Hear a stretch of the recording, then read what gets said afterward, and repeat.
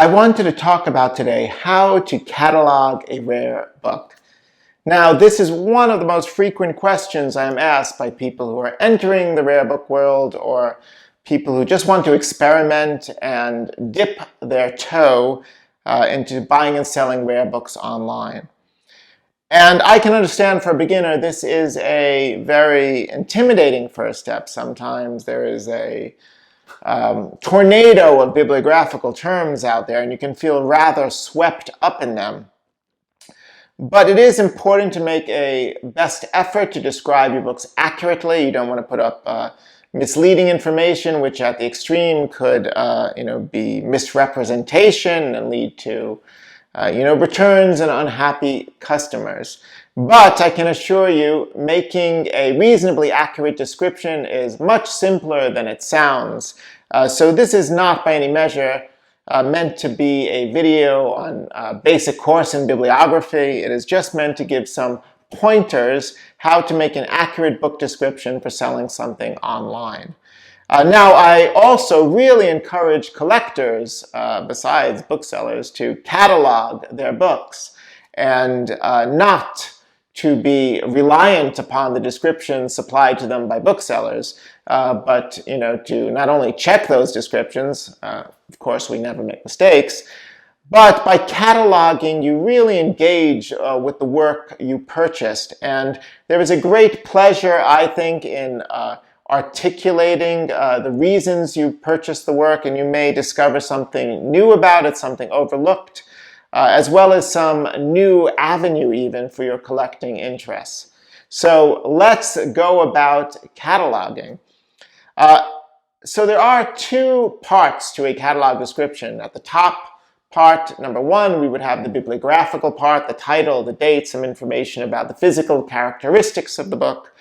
And the second part below, we really want to devote to the historical and literary context of the work. Now, that second part has been growing in importance over the years. If you look back at catalogs from a generation ago of booksellers or auction houses, you can find many fine books with a simple 1 or 2 line description, whereas today it might take up half a page or even more. And one of the reasons for that is the great availability of information online at the touch of a button, which has immeasurably enriched the rare book world and made it very exciting for booksellers and collectors, because you can almost instantly research the author or the context or particulars of your copy, provenance, etc. Make some very interesting connections. So let's go start cataloging a book. And again, I like to start with the historical and literary context, because that also dovetails the reason I purchased the book in the first place. You didn't purchase it because of the title and the date necessarily, but why it is an important book and why it appealed to you. So let's talk about the context of a rare book here. Now, it is Valentine's Day, so of course I had to pick a book on love. That is what I do on Valentine's as a bookseller. These are the love letters from a nobleman to his sister, printed in London in the year 1712. Now, in this period, sister and sister-in-law were sort of used interchangeably, so they do mean sister-in-law here. The love letters are actually a lesser-known work of Aphra Behn during the Restoration was really the first English woman writer to make her living as a professional author. And for that breaking of the glass ceiling, she has been revered by women writers ever since. Even Virginia Woolf paid famous tribute to her and told people to throw flowers at her tomb. And there was a great rebirth of English theater during the Restoration. One of the reasons for that was during the previous period of the English Civil Wars and the interregnum. For 18 years, the public stage performances were strictly forbidden. Theaters were shut, the curtains were closed, so 18 years is quite the long intermission. certainly enough to get a wine and use the restroom. During the Restoration, there was also a remarkable flowering of sexuality in works of the period, whether explicit or innuendo. And a lot of people, of course, associate England with Victorian repression. But I can assure you, during this period, there was a lot of loving going around. This is a work some people consider the first English novel, actually. I wouldn't go that far. It's more of a roman de clé, which is a sort of fictional work which is loosely based upon historical people. In this case, Aphrabén actually based it upon a very famous 1682 publicized affair between the Earl Ford Grey and the elder sister of his wife, Lady Henrietta Berkeley. So that is why it is a love letter to his sister. The work was first published in parts from 1684 to 1687, so this is a slightly later edition in 1712.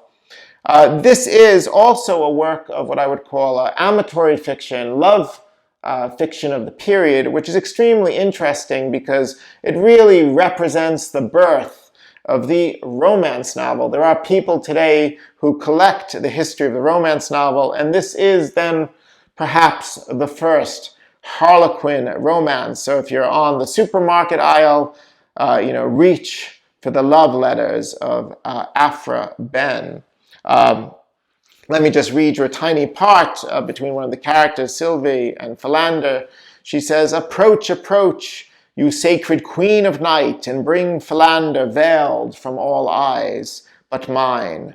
Approach at a fond lover's call. Behold how I lie, panting with expectation." So who needs 50 Shades of Grey when you have Aphrabén? So that is some of the historical and literary context. And when you are describing the book, you can pick whatever vein you wish to mine, whether it is, Aphrabén as an early woman writer, or if you want to write about its importance to, like I said, the development of the romance novel. Now let's go on to part one of the description, the bibliographical part. This particular copy is in quite poor shape. It's like those Ginzu knife commercials for demonstration purposes only. And we can look at some of the physical characteristics of the book. There is, the 18th century English boards, which are actually broken. There is the text block, which is the paper itself, the block of paper, and it's been broken into two. The owner's name, or the provenance, and car has been effaced here. And the size of the book, or the way the paper were folded, it's in what we call an octavo format. Now, some of these terms, octavo and text block and broken boards, are regularly used in the rare book world. So you may or may not be familiar with them, but if you are a beginner and you wish to better familiarize yourself with them, one of the best places to go is just to read a glossary of commonly used words in the rare book world. And I recommend the one on the ABA website, which is very simple and useful, and I'll put the link below. And it's good just to read through all of those terms once or twice. You may not know exactly what they correspond to or how to use them in their proper context, but I assure you, even reading them, you will start to absorb them like ultraviolet rays on the beaches of Bora Bora. And then when you see catalog descriptions, you will immediately recognize them and you will begin to incorporate them in your own descriptions. Now, of course, the basic description of the work should have things like the author, the title, the publisher, and date, and then very importantly, checking to see if the work is complete by checking what we call the pagination, the page count of the work, or even, if you're a little more advanced, what we call the signatures on the bottom. Again, check that glossary for the word signatures.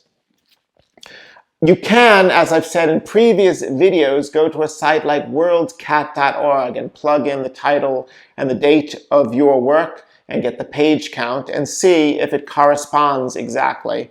Another thing you want to be particularly cognizant of is whether the book has plates, and if the number of plates in your work, whether they're engravings or illustrations, correspond to a complete copy. Many times, for instance, the first page, the frontispiece, another glossary term for you, can be missing. So again, checking to see if the work is complete is very important when you are describing it.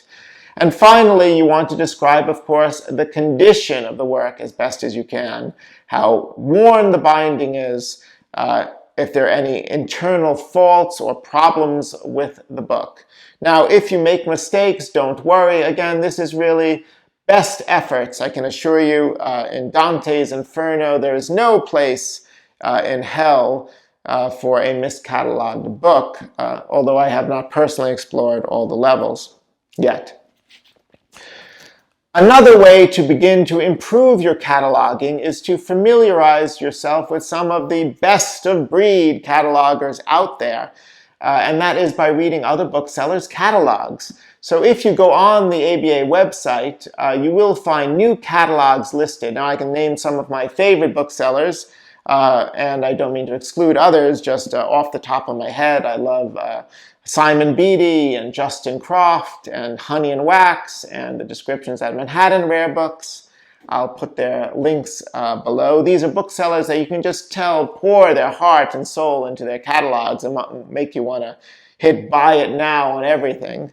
I also love the descriptions lately of Garrett Scott, who makes me feel like he can take a $50 book and a $5,000 book and put equal energy into both of them.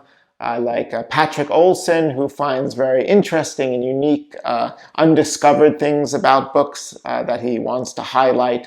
So do check those out. In terms of the high end of bibliographical descriptions, I also love the catalogs of Bruce McKittrick, who uses so many references. Many times I'm completely unfamiliar with them myself, that I do think he should have a little warning, like when you go up a mountain that says, "Be careful, bibliographical avalanche approaching." But I love his books and his descriptions, and I learn a lot from reading them myself.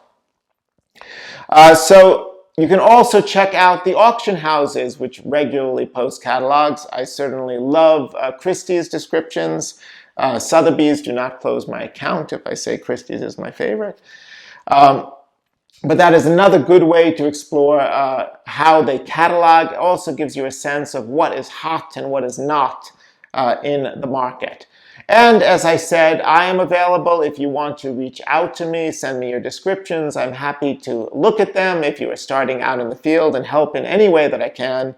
And I hope some of these pointers have been helpful and you will subscribe. Broken boards. You will subscribe and learn more about the world of rare and antiquarian books.